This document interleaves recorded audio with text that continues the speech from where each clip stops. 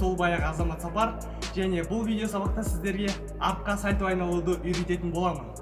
Достар, арқаға сальто бұл қолмен мақта арқаға жоғары алып, жоғарыда тізені бүгіп группировка аламыз және жерге аяқпен түсеміз. Жерге аяқпен, баспен емес. Арқаға сальтоны үйренуден алдын бірінші кезекте жақсылап қыздырынып алған дұрыс. Яғни кистерді, иықтарды осындай айналымдар жасап, жақсылап қыздырып аламыз. Бұл біздің қауіпсіздігіміз үшін. Ал достар, қыздырдыңыздар ма? Не деген жылдам едіңдер? Арқаға сальтоны үйренуге қатты жер таңдамаған дұрыс. Өйткені ол қауіпті. Біз залда болғандықтан мұнда маттар көп, бізге ол ешқандай мәселе тудырмайды. Ал егер сіздерде мұндай зал болмаса, қарда, сабанда, құмда осындай жұмсақ жерлерде үйренуіңізге болады. Сальто айналуды үйрену процесі тез болу үшін алдын ала келесі жаттығуларды жасаңыз. Бірінші жаттығу секіруге аяқты дайындау. Екінші жаттығу мақ алуды үйрену. Мақ жоғары және артқа алынуы керек. Үшінші жаттығу жерде арқаға айналып үйрену. Бұл сальто атқанда жоғарыда жиналып үйрену үшін қажет. Төртінші жаттығу қолмен мақ алғаннан кейін жиналып үйрену. Жиналып қалу ауада тез айналуыңыз үшін. Достар, сіздерге барлығы түсінікті болу үшін біз алдияр сальто аталмайды, соны сальто арқылы үйрететін боламыз. Және бізде екінші страхующий бұл видео. Келесі кезектегі басты процесс алдиярдың сальто атуға деген қорқынышын жеңу. Бастамасында біз осындай киім алып, алдиярдың белін орап сақтандыратын боламыз. Бір қолмен киімнен ұстасақ, екінші қолмен алдиярдың санынан ұстап айналдырамыз. Егер сіздің сальто атып үйренетін жеріңіз жұмсақ болса, видеодағындай өзіңізді арқаға лақтырып, қорқынышыңызды жеңуге көмек бере аласыз. Басында алдияр сальто айналуға талпынып көруге қорықты, бірақ біз оның толық қауіпсіздікте екеніне сендірдік.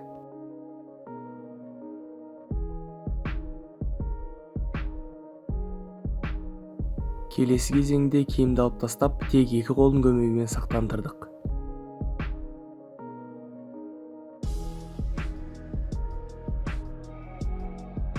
Бұл кезең жақсылап меңгерілгеннен соң мен бір өзім сақтандыруға көштім.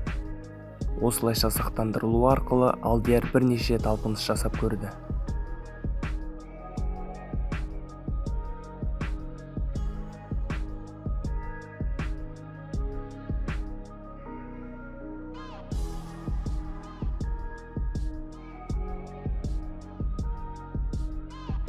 Басында мен оның айналуына қолмен көмек берген болсам, келесі талпыныстарда қолмен қолдауды азайта бердім.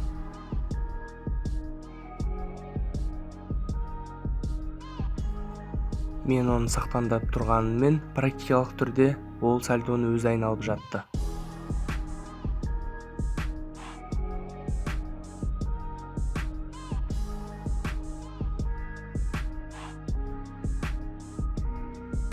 Кейіннен алдияр менің сақтандыруымсыз толық өзі талпыныстар жасады.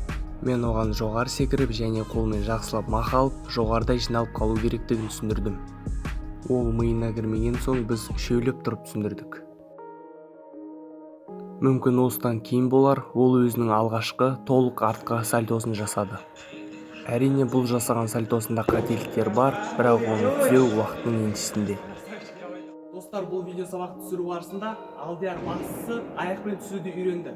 Енді ары қарай ол өзінің қолында маттарды жұқартып және биіктікті түсіре келе, ол түзу жерде осы артқа сальтоны үйренетін болады. Достар, сіздер де қайта-қайта көре беріңіздер, талпыныңыздар, сіздер де осы элементке үйренетін боларсыздар. Сонымен бұл видео сабақ өз соңына жетті. Достар, осы видео ұнап жатса лайк басып және достарыңызбен бөлісуді ұмытпайық. Дәл осы тақырыпта видео сабақ түсіруге сіздердің пікірлеріңіз негіз болды. Мен қаншама пікір көрдім осы артқа сальто үйретуге арналған видео сабақ түсір деген. Осы видеоға да жаза кетіңіздер, келесіде қандай видео сабақ көргілеріңіз келеді. Мүмкін дәл сіздің пікіріңіз бойынша видео сабақ түсіретін болармын. Және онда бүгінгі видео сабақ аяқталды. Сіздермен болған мен Сапар Азамат. Келесі видео сабақтарда кездескенше сау болыңыздар.